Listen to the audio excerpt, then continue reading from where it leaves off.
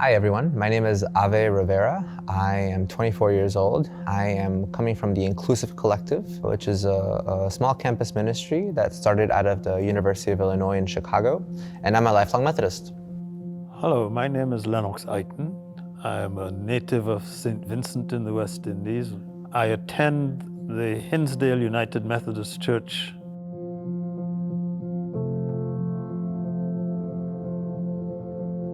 So Lennox, how long have you been a Methodist?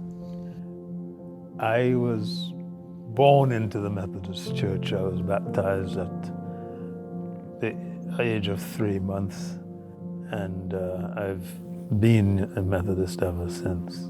I currently worship at the Hinsdale United Methodist Church in the western suburbs of Chicago, and I've been attending that church for 47 years. Yeah.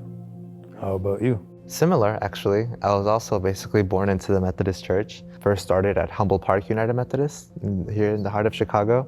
Now I'm back here at the Chicago Temple, but with the Inclusive Collective. So Lennox, 47 years at Hinsdale United Methodist. How did you find this church? This will amuse you. At that time, I looked in the yellow pages, which maybe you've never seen the yellow pages. We use them as doorstops now, but yes. So I ended up at Hinsdale, but I liked it there, and I've stayed there ever since, and it's become a very important principal community in my life after all these years. I got married in the church. I had my children baptized in the church. See, it's now 32 years ago. Our family was on the way to the church for Good Friday service when we were hit by a drunk driver and my wife was killed.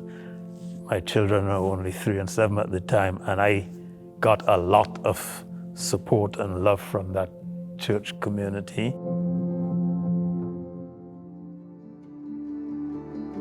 I sought a place where I was able to enact my heritage, if you would, my Methodist heritage, and also where I can grow and I can be myself. And despite, what a church and society may say about who I am, I will always seek a community where I am going to be valued for who I am. Interestingly enough, when I was in college, and actually thanks to my campus ministry, I was able to just explore some questions about my identity, not only as a Latino male, first generation in college, but also starting to think I don't see the girls in the same way that my other friends do, or my eyes are turning in another direction. I was able to leave it to God, and I'm like, if this is who I am, if this is how you created me, then I won't fight it anymore. So yeah, for me it was important to find a faith community where you are able to be who you are, right? A community that is brave enough to accept you, not in spite of your differences, but because of your differences. So, Lennox, in your 47 years at Hinsdale United Methodist, how have you, made efforts to create a brave community or something along those lines?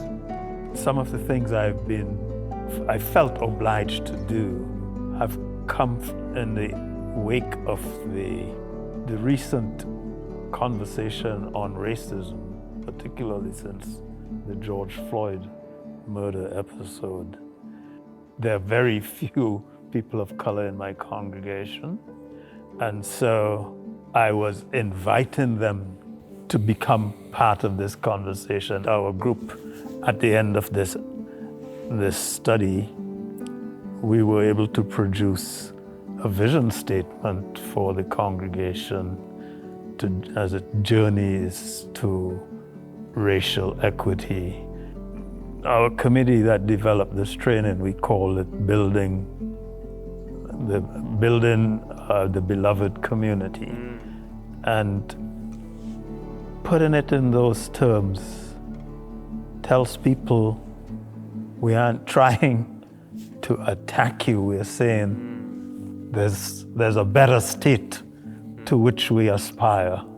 And part of it is reflecting and facing up to the problems that we have in this society.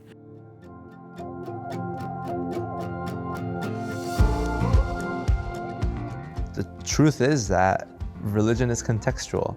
I don't think there's a way around that. It's not that you're right or you're wrong and I'm right. It's like, okay, so we see this differently, but we're still in this one body of Christ. We're still a part of the church.